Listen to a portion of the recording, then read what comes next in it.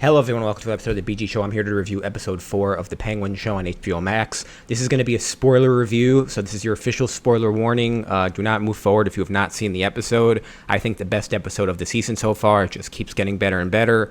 So I'm just going to get right into it. Like I said, spoiler warning. So here we go. I thought this was the best episode of the season. I thought 3 was the best, and now this is the best.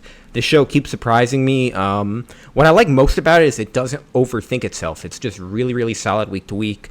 This episode was pretty much all about Sophia Falcone basically getting screwed over by her father, the mob boss. And pretty much we're confirmed that he's been the one strangling these women. And a pretty raw episode. I think it's a really, really good. Like I said, there's no Batman yet in this show. Maybe we'll get a cameo. But I think the Gotham elements are really good. I think the Falcone family is a huge part of, if you're a big Batman fan, but even if you're not, right? And you're thinking, why would I watch the show if Batman isn't in it? Because I think Gotham as a city is by far the most interesting place to be in comic books. I think he's the only character you can do this with, where his supporting Batman's supporting cast of characters is so strong that you can legitimately do this. I know it's kind of weak with the Spider-Man Sony movies, but you can do it here, and this is a perfect example. We got so the episode starts and it's a little bit of a flashback, and we see kind of Penguin starting as her driver, which I love, because that's really what he should be. And so not only we're getting her backstory, we're getting like the Penguin's backstory.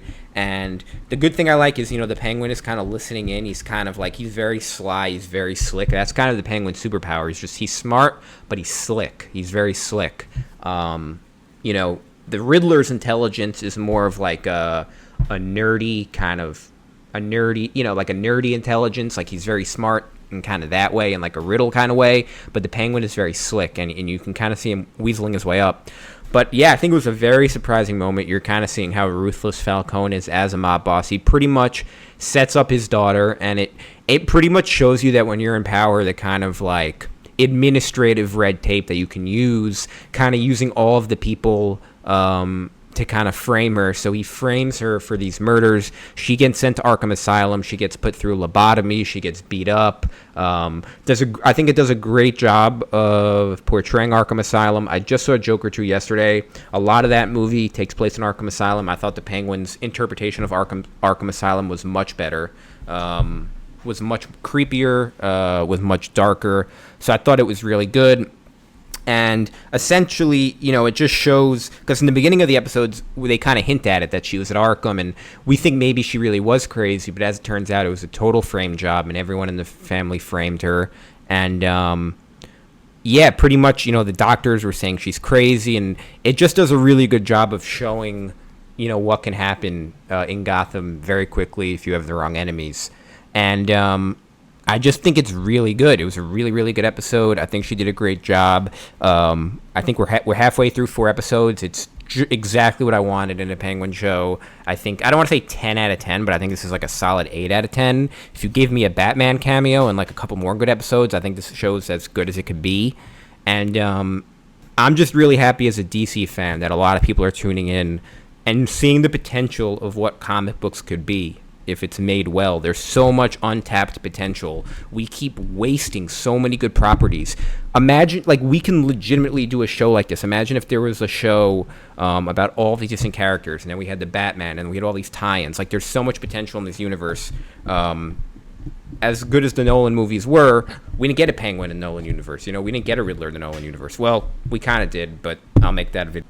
There's a couple of really good nods to other DC characters in this episode as well. Summer Gleason, the reporter, who kind of gets murdered by Falcone in this episode. She's a reporter in the comics, but also I know from the Batman animated series. And then Magpie, who is the woman who Sophia Falcone kills in jail, is a kind of very obscure DC character.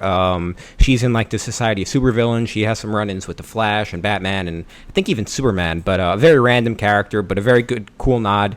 And so Sophia kills her, which I think is a really good scene. It kind of shows her losing her temper, which you need if she's going to be a mob boss. You got to take her seriously. And Yeah, I think it just does a really good job of like hardening the character. Now you take her more seriously. You see what she's been through, and the episode ends in a really kind of cool. I don't know, I say cool, but like a really intense way. She pretty much kills the entire family. She poison gases them like through the basement. She puts in some sort of poison gas, and she kills everyone except for.